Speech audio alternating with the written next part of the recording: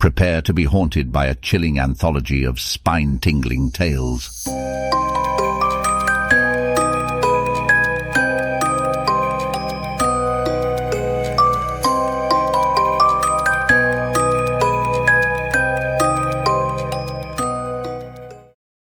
I found out my boyfriend was drugging me every night. Last month, I noticed that something is off with my boyfriend. He was being too nice recently, like cleaning up his dirty dishes and being attentive to my needs. I would have thought this was a good thing if only I haven't caught him waking up in the middle of the night and leaving the house.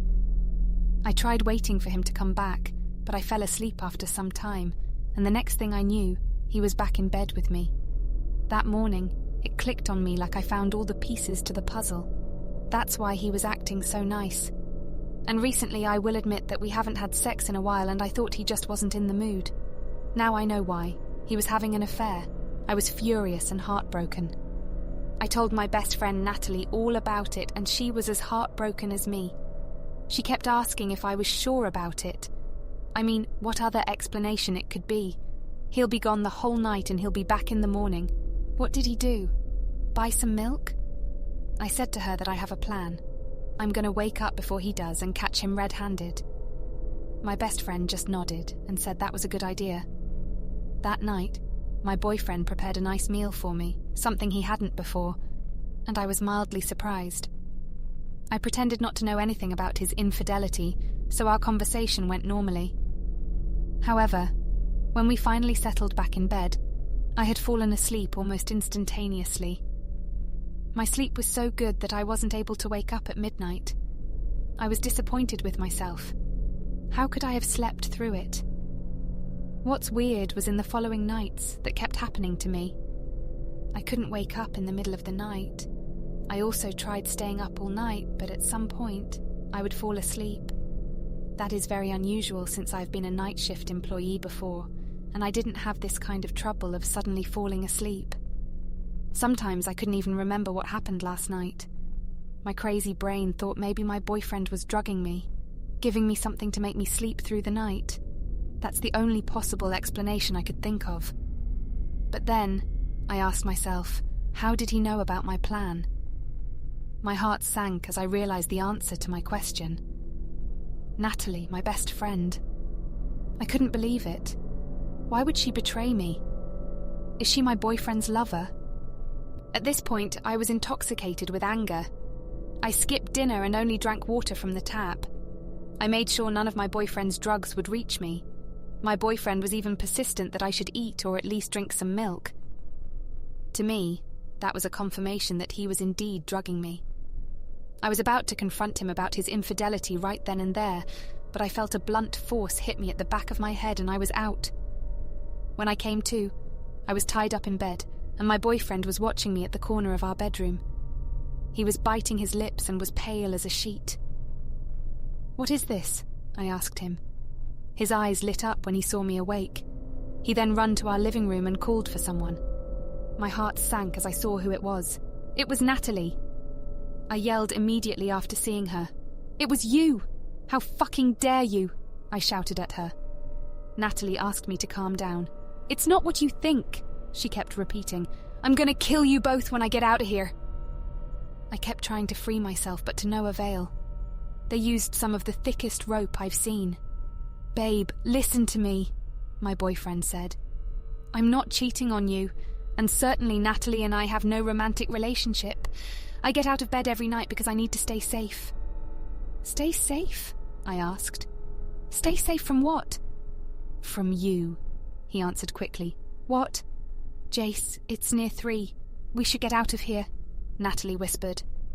My boyfriend then took out a paint bucket and painted my hands and legs with red paint. I squirmed and yelled as he did it in a hurry. All the while I was thinking, who is this person? Is this really my boyfriend? How could he do all of this to me? As if he could hear my thoughts, he kissed my forehead and said, "You'll understand everything tomorrow, I promise." Before I could reply, he and Natalie ran away and I was all alone in our bedroom. I kept screaming for help, but I knew it was pointless. My mind was racing as fast as my heartbeat. My lungs felt like they were shrinking as I gasped for air. No, no, no! How could they do this to me? Why are they doing this? I kept trying to free myself, but I got exhausted at some point and lost consciousness. When I woke up, I was still in bed, but I noticed that the ropes that bound me last night were now roughly severed, and my wrists burned like hell. As I looked around the room, I understood Jace. The floor, the walls, and the ceiling as well were full of red handprints. My handprints. Never sleep in your car on a road trip. I'm from Connecticut. I was in a long-distance relationship with a girl from Georgia and would often make road trips down to visit her. I don't really mind. I love road trips. I've driven across the United States and back, all on my own. There's just something about traveling the highways of the US by yourself that's just so freeing. To save money, I would sleep in my car. It's not so bad. It's basically camping in a metal tent. Makes you feel like you're really rough in it.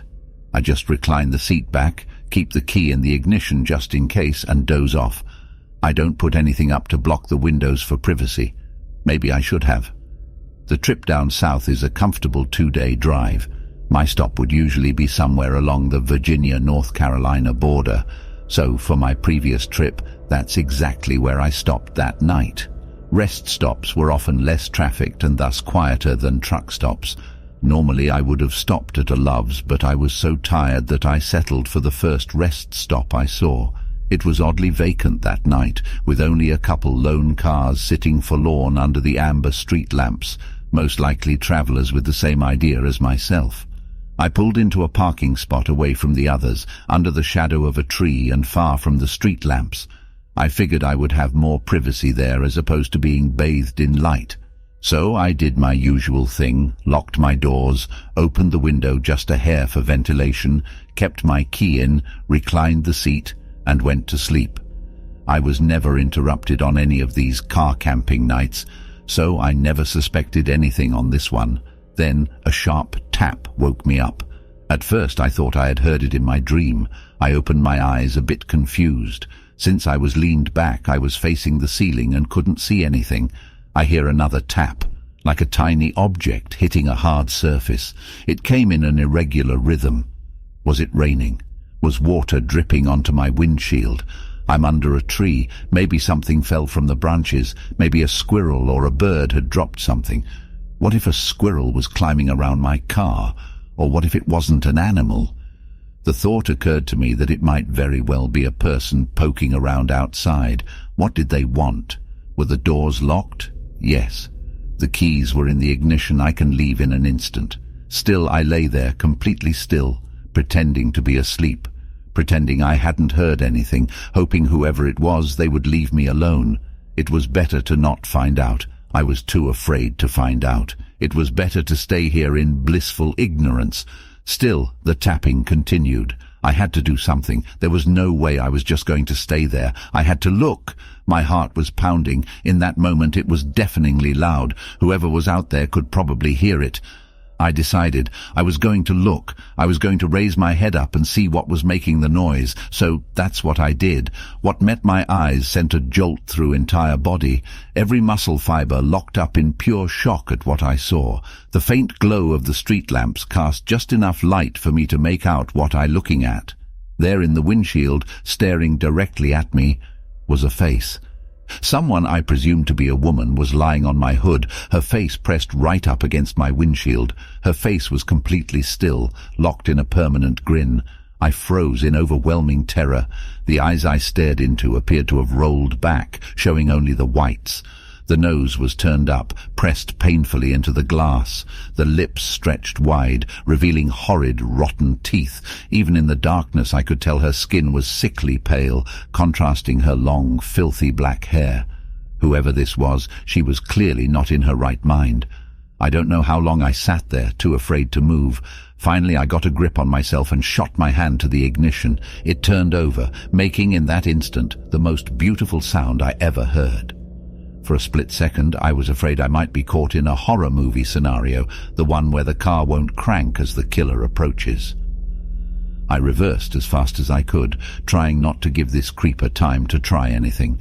In my panic, I remember activating the windshield wipers in a futile attempt to get her off. I thought, Was I about to drive out of here with some wacko holding onto my hood?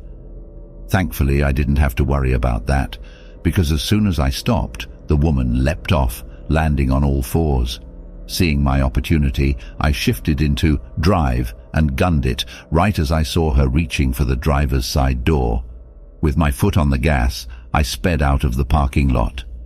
Behind me, I heard her let out a piercing shriek like that of an animal. I looked in my rearview mirror, and for a split second I thought I saw her chasing me, running on all fours, her black hair swinging wildly around her. I couldn't get a good look as I rounded a curve in the road leading out of the rest stop and merged with the highway. There, I picked up speed and drove through the night. I did not dare stop again until I saw the morning light. There's something wrong with Mary. I watched her walk towards the car in shock and fear. Mary, don't. She slowly turned around and gave me a kind, reassuring smile. Don't worry, Jay. I'll call you tonight, okay? Without waiting for a response, she turned back to the car. Why was I so worried? The reason sat behind the driver's seat of the truck, with a Cheshire grin plastered on his face. Lucas had a reputation of not knowing the definition of the word no. Several women, and more secretly known a few guys, had whispered of trials and trauma at his hands. The fact that he had a police chief as a father made things no better. No one dared bat an eye. I went home and waited, and worried. Finally, a light knocking came on my apartment door. There stood Mary, smiling her signature smile. I immediately wrapped my arms around her, eyes beginning to tear up. Are we going to stand out in the hall all evening? She giggled, brushing past me and heading inside. Following her inside, questions began spilling from my brain and out of my mouth. What the hell were you doing with that creep? Have you lost your mind? What could you two possibly have in common? Laughing again, she turned around and gave me a knowing look. Ugh, I said, grimacing. I did not want the details on that. We spent the evening as we usually did when we have a surprise sleepover. Laughter, delivery, wine, then bed. However, I awakened in the small hours of dawn to Mary silently slipping out of the front door. I paused for a beat. We don't have secrets. This woman knows everything about me. But do I really know everything about her? Especially since she's keeping rather unusual company these days. With not another thought, I slipped on my shoes and my hoodie and slipped out after her. I caught sight of her heading towards the park. I sped up, silently cursing every crunching leaf, every snapping twig. She exited the edge of the park and headed into the woods behind it. There was definitely something shifty going on, and I was going to find out what it was. I followed Mary's semi-tangible shadow through the maze of trees and darkness until I could see a bonfire burning in a small clearing. When I got closer, I felt my stomach drop. Holding Mary by her neck was Lucas. I began to run, but stopped dead in my tracks as Mary began to giggle uncontrollably. I didn't know how she could breathe, let alone laugh. Lucas tightened his grip. In his eyes were a mix of cruelty and confusion. This only seemed to make her laugh harder. I then realized her face began to change. Her soft, round features became sharper, more angular. Her eyes widened and slanted, becoming the color of the night sky. And her teeth became fang-like. Lucas, horrified, pushed her to the ground. Stifling a scream, I watched as she landed on all fours, her talon-like hands digging into the earth. "Lucas!" she hissed. Next thing I knew, she pounced on him like a cat. "Lucas, how many lives do you plan to destroy with these filthy, filthy hands?" He was punching wildly at her, but it did nothing to deter her. Opening her jaw way wider than humanly possible, she caught one of his hands and promptly began chewing. Lucas's scream filled the air, causing me to flinch. Angrily, Mary grabbed a handful of earth and shoved it in his mouth to stifle the screams. "Shut up! You know you like it," she purred. "Isn't that what you said as we screamed, as we cried, as we bled?" He was now sobbing, looking utterly defeated, and bleeding out, no doubt. I stepped into the clearing and cleared my throat. Both their heads snapped towards me. Mary smiled slowly at me, while Lucas stared at me pleadingly. I smiled and nodded at her, spun on my heels and made my way home. Something's wrong with Mary, and that's just fine with me. Thanks for watching. Like and subscribe for more nightmare fuel. Good night.